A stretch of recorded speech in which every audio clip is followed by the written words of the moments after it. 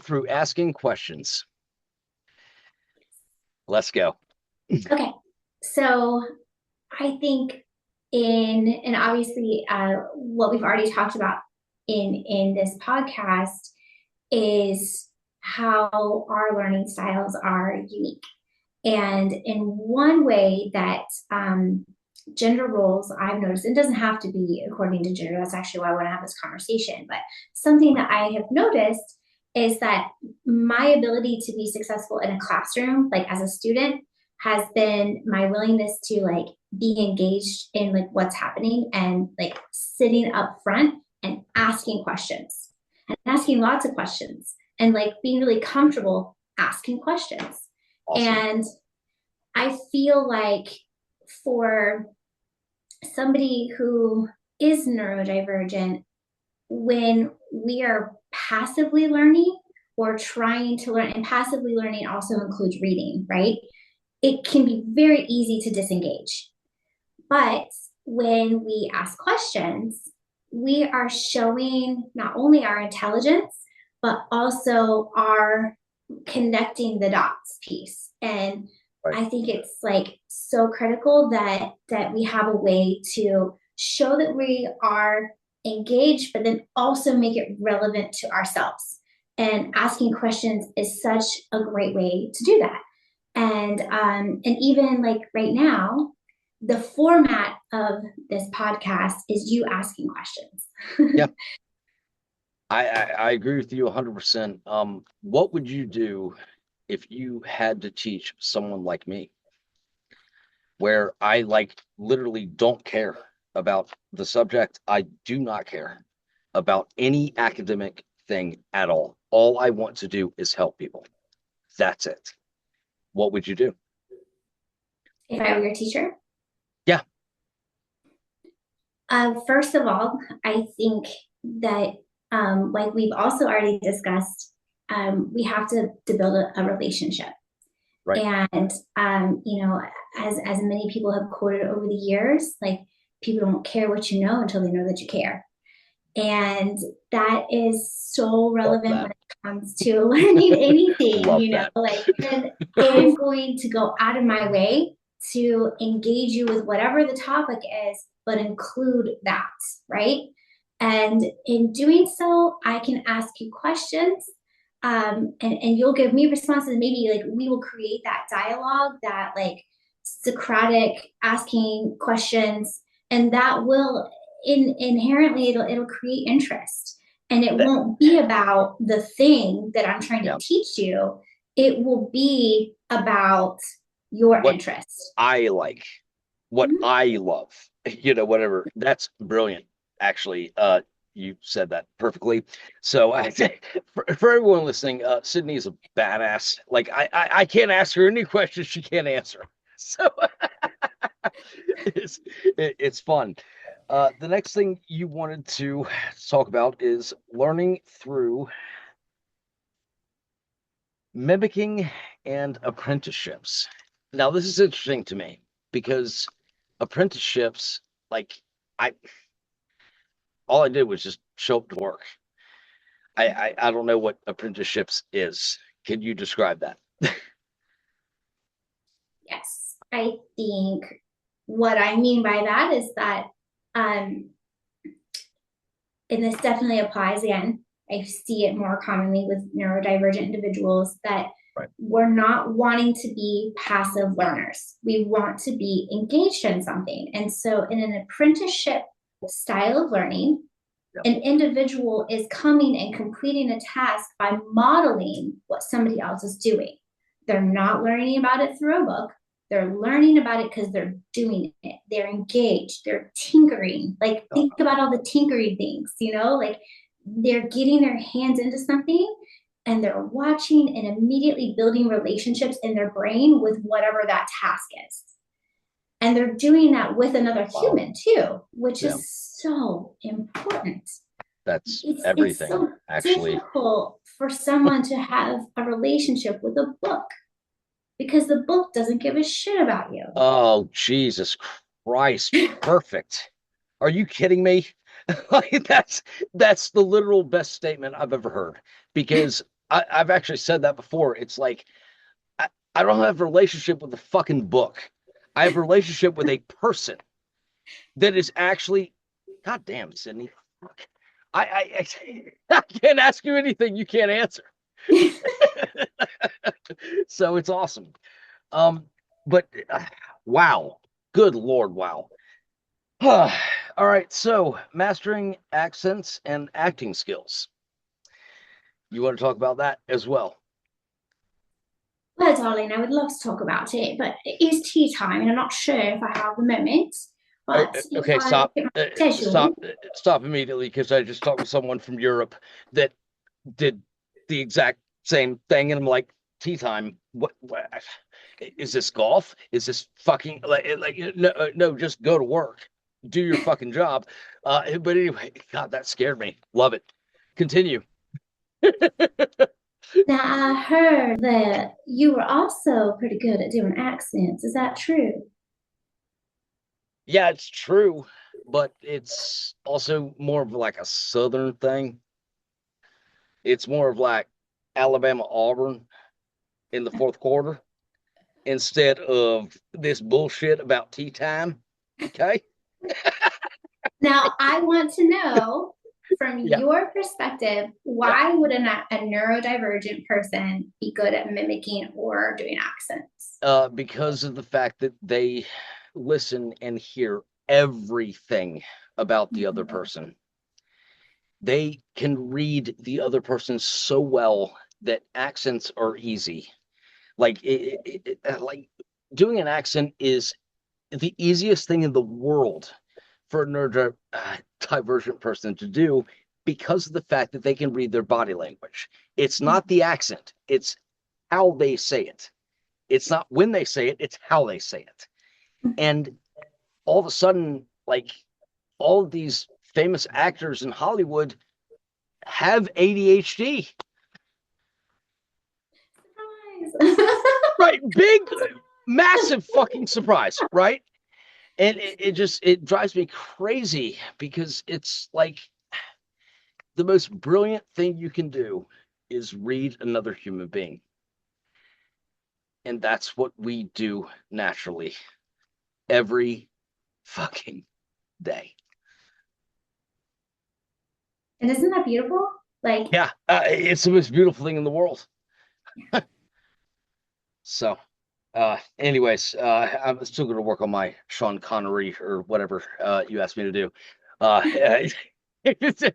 accent, but it's yeah, I it, think like the mimicking, the acting, the just it's just like the apprenticeship piece. It's yeah, like part of absolutely, our intelligence is yeah, just being able to duplicate something that we're right, noticing, but then we're not just copying because that's a minimal level of intelligence. What right, we're doing is being able to literally put on that costume as that person, as the way they think, the way they do, the way that they interact with the world. It's being able to see the world through that person's eyes and to put on that costume.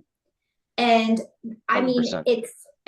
I completely agree that I mean it's a deep form of intelligence. It is. I do have to ask you though. So what do you think about masking? Because there's a lot of things that go into like, oh, I'm masking. I did this today and I did it well because I was masking. I wasn't myself. I just did this because the world wanted me to do it. Mhm. What do you think about that? Um, Like, I personally can't speak to this. okay, perfect, awesome. And that's because You I don't mask. genuinely, no, I don't. I think I adapt. I think, again, I think I understand how to meet someone where they are. So there's almost a Right, level of like, I understand you so well that I'm going to speak your language or how you speak or how you it's like understanding a culture or gotcha. like picking up on social cues.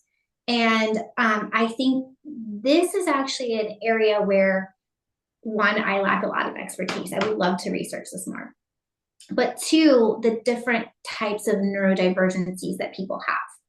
So there is a level of social intelligence that is needed. And some Right. individuals may Yeah. struggle deeply with this and and use masking because the feeling that goes behind is so foreign to them I that they have to wear a mask I because agree with it that. doesn't actually match who they are and how they view the world, or Right.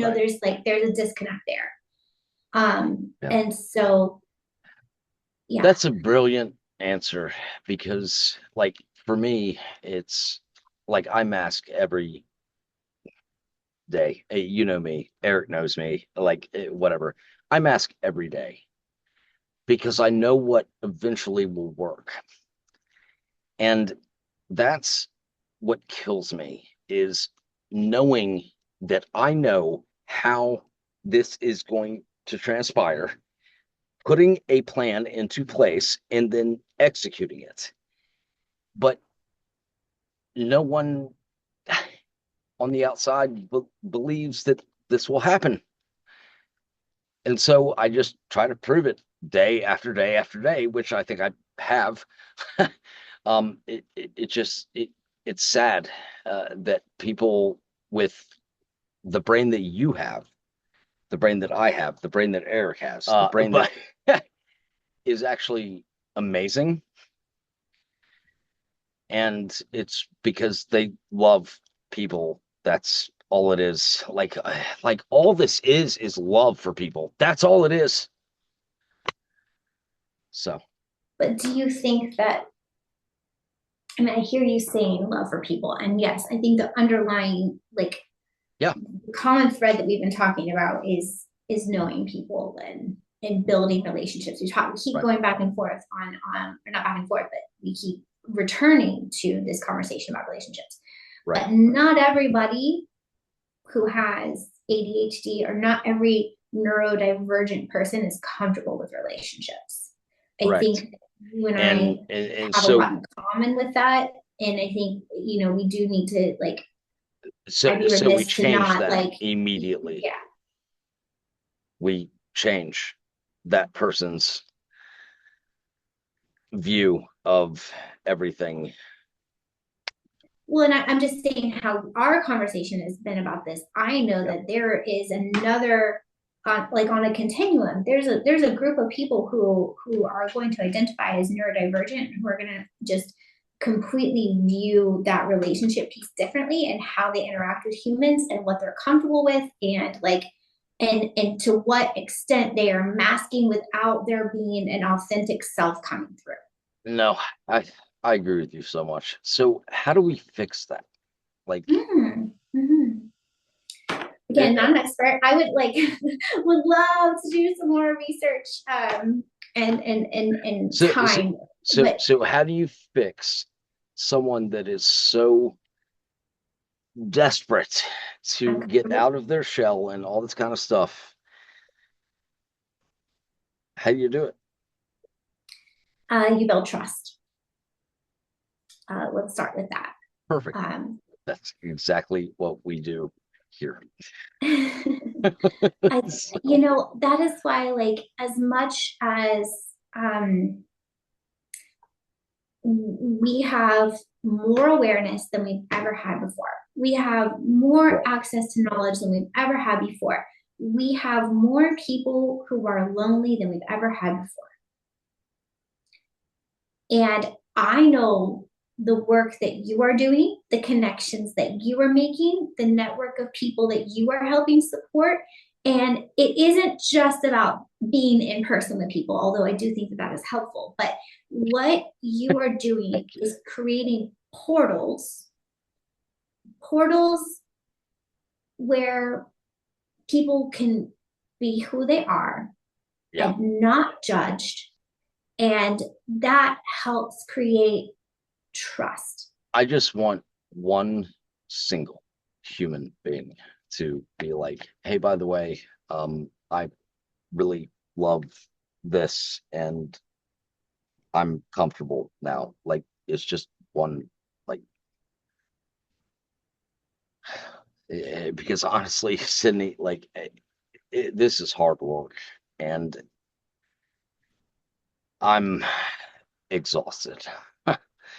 But the bottom line is that these people actually give a fuck. You know, you've already helped save lives. You know I that. I I do, but And those people have also like influenced you and yeah, and who you are and how you continue to grow as a human. That you and do not that's the whole key. closed mindset. You have a growth mindset. You are growing as an individual and you're helping other people grow and you're spreading that. And That's the whole that's key. yes, it is. And so when you ask the question, well, what do we do? How do we fix it? I think the first thing we need to remember is that our job is not to fix people. People are in Right. charge of Yep. themselves. Yep. Okay. But I agree with that. we can utilize tools. And I think you are doing a fabulous job of understanding your gifts, your talents, and your resources, and are helping to connect people so that they themselves can see pathways, portals to growth and connection and feeling a sense of belonging. And that is beautiful. Thank you.